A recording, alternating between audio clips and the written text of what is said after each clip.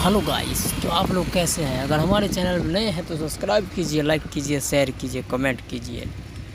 जी हमारे दोस्तों, तो आप सबको पता ही होगा कुछ सालों पहले, 1 साल पहले ऐसी जब आरसी म्यूजिक का धनंजय धड़कन का एग्रीमेंट वाला लफड़ा हुआ था, तो क्या हुआ था धनंजय धड़कन का, वैसी ही हाल अभी खेसारी लाल यादव का है। जी हाँ, जहाँ तक कोको कोला गाना गणनायक फिल्म से इतना बड़ा हिट किया था, सो अभी वो गणनायक फिल्म्स में पावर स्टार पवन सिंह और ऋतिक सिंह का, जो पावर स्टार पवन सिंह का छोटा भाई है, उसका एंट्री किया, जो आप सब शुरू में देखा ही होगा। जी हाँ, तो उस पर लिखा है coming song Gananayak films power star Pawan Singh धमाल।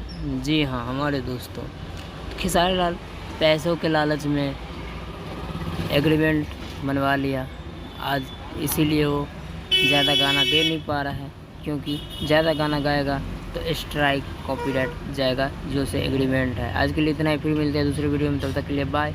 चैनल पर नए हैं तो सब्सक्राइब कीजिए दोस्तों।